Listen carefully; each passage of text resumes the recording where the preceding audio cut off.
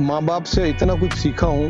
मेरे पिताजी बहुत कम पढ़े लिखे, सिर्फ चौथी क्लास तक वो पढ़े हैं। मेरी माँ बिल्कुल नहीं पढ़ी हुई थी, लेकिन ऐसी शिक्षा उन्होंने दी कि वो शिक्षा मुझे हायर एजुकेशन करने के बाद मुझे प्राप्त नहीं हुई।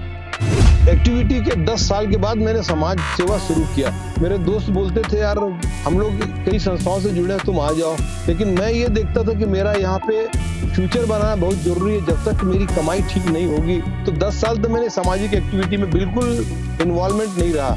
अब रहा सवाल कि समाज एक्टिविटी में कैसे गया, तो मेरे पेरेंट्स इतने सामाजिक थे। मैं गांव में देखता था, कभी रामायण हो रहा है, कभी महाभारत हो रहा है, कभी भागवत हो रहा है, तो वो इतना कोऑपरेट करते थे। गांव में दुर्गा बैठ रही है तो इतना, कभी आई कैंप में मेरे फादर आई कैंप लगाया करते थे, वहाँ पे उनके वो हर साल काफी सहयोग करते थे। तो मुझे तो दिमाग में ये था कि यार ये तो इतना अच्छा काम है, गांव में लोगों के साथ जुड़ के रहना। तो ये देखते देखते फिर मुझे ऐसा लगा कि अब मैं सामाजिक क्षेत्र में 10 साल के बाद कि मुझे अब जाना चाहिए। छत्तीसगढ़ जब बना तो मैंने देखा कि यार छत्तीसगढ़ में तो एक भी डेंटल कॉलेज नहीं है।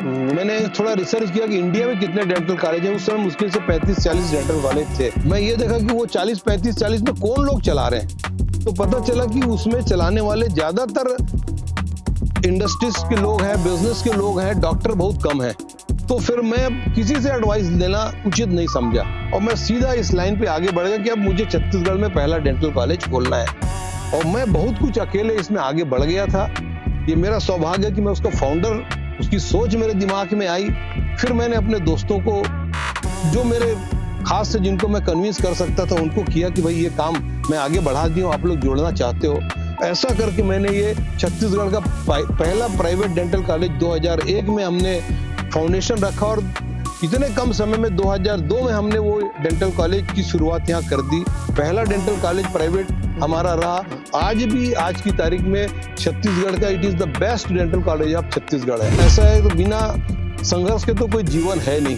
तो संघर्ष किया है। अब ऐसा लगता है कि अब बड़ा से बड़ा भी अगर प्रॉब्लम आता है तो ऐसा लगता है नहीं यार, it is okay, we can do it.